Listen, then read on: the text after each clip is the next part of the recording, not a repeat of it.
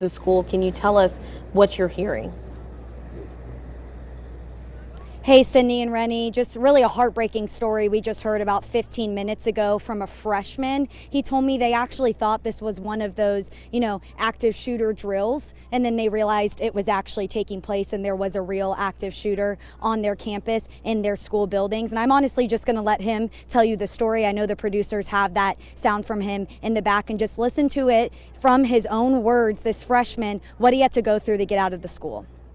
We just thought it was a regular intruder drill, but then when we started hearing sirens outside and the teachers started to even get scared, we knew that this wasn't just a regular drill and it was real.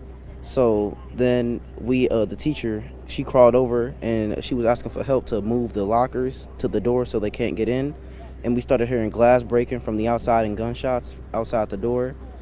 And then we tried to move out the window, jump out the window, but it was concrete at the bottom of one of the windows that was open, so we couldn't go down there. So we had to wait a little longer before the assistant principal came up to one of the windows that was locked. And when we opened it, the teacher said to come on, and we all had to jump out the window.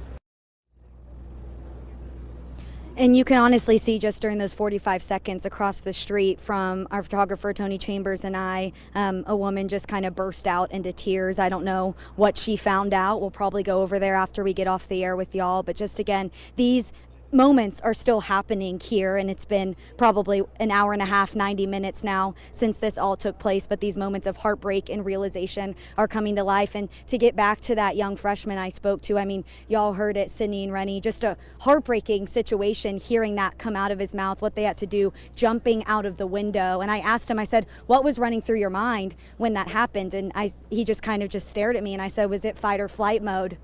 And I said, what was it, fight or flight mode? And he said, yeah. So let's take a listen to kind of what he said to me in that moment. Your mom? When did she get here? Like as soon as I got up here at the Schnucks. What was that like to see your mom? Hopeful.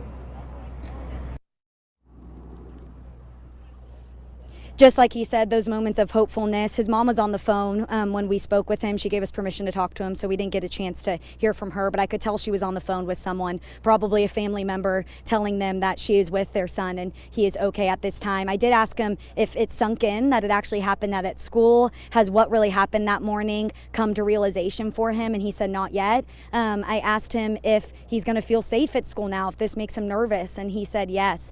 So just a lot of these kids are feeling this way, and again, like I said earlier, still raw emotion here. As you can see behind me, the scene is mostly cleared from our vantage point. I know Sarah Maki is around more of those flashing lights that we can see down the street, but here it is pretty clear again, just still those moments of clarity in the Schnucks parking lot when people realize what took place this morning.